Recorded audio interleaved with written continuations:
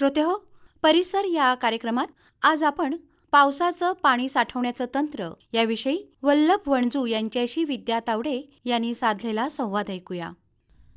श्रोतेहो नमस्कार. परिसर या कार्यक्रमात तुमचं स्वागत आहे. आज आपण पावसाचं पाणी साठवण्याचं तंत्र अर्थात रेन वॉटर हार्वेस्टिंग म्हणजे काय आणि ते कसं करायचं याविषयी आज जाणून घेणार आहोत. आणि ही माहिती देण्यासाठी आज आपल्या स्टुडिओमध्ये वल्लभ वणजू आलेले आहेत. सर नमस्कार. नमस्कार. सर, सुरुवातीला सांगा की रेन वॉटर हार्वेस्टिंग अर्थात पावसाचं पाणी साठवण्याचं तंत्र म्हणजे नेमकं काय?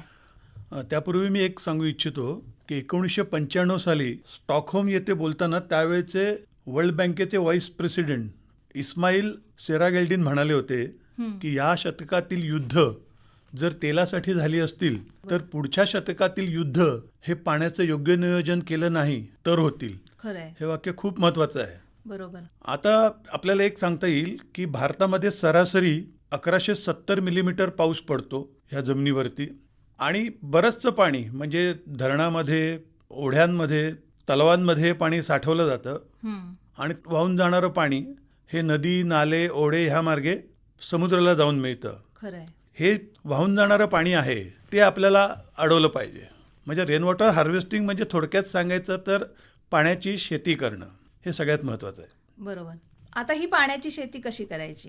रेन वॉटर हार्वेस्टिंग करण्यासाठी आपल्याला वेगवेगळ्या पद्धती अवलंबता येतील. आता रेन वॉटर हार्वेस्टिंग म्हणजे पाणी साठवणं, ते जमिनीत मुरवणं आणि त्याचा योग्य वापर करणं. मग आज पावसाचं पाणी साठवण्याची गरज नेमकी का भासते?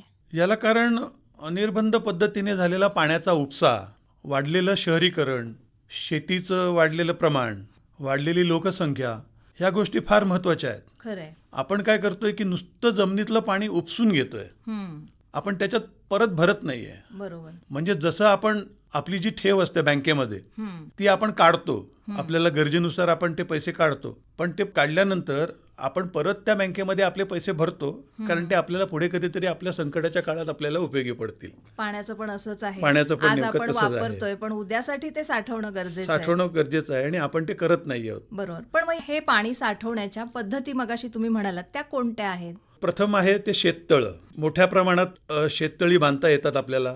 सरकार त्याच्यासाठी अनुदान देतं. त्याच्यानंतरची दुसरी जी गोष्ट आहे ती म्हणजे मोठ्याले हौद बांधणं किंवा टँक बांधणं. त्या टँकमध्ये हे पाणी साठवणूक करणं.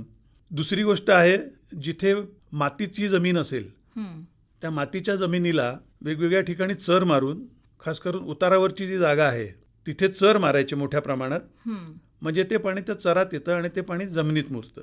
आता आपण कोकणाचा विचार केला तर आपल्याकडे बरेचसे सडे आपण त्याला म्हणतो की जे कातळ सडे आहेत, त्या कातळ सड्यांवरती आपण जमिनीला छेद देऊन म्हणजे आर्टिफिशियली त्याला ब्रेक करून आपण त्याच्यामध्ये पाणी सोडू शकतो. किंवा आपल्या विहिरीमध्ये वेगवेगळ्या तऱ्हेने आपण उतारावरचं पाणी चॅनलाइज करून ते आपण आपल्या विहिरीमध्ये सोडून आपल्या विहिरीची पातळी आणि पर्यायाने भूजल पातळी आपण वाढवू शकतो. नक्कीच. या सगळ्या गोष्टींमुळे आपल्याला पाणी टंचाईवर मात करता येईल? नक्कीच करता येईल. जर आपण उपसलेलं पाणी हे जीवन आहे, अत्यावश्यक आहे, आपल्याला त्याची गरज आहे. पण आपण जे पाणी उपसतोय तेच पाणी परत आपण जमिनीच्या पोटात भरणं गरजेचं आहे.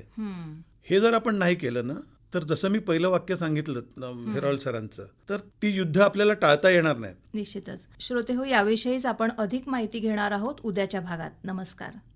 परिसर या कार्यक्रमात पावसाचं पाणी साठवण्याचं तंत्र याविषयी वल्लभ वणजू यांच्याशी विद्या तावडे यांनी साधलेला संवाद आपण ऐकलात.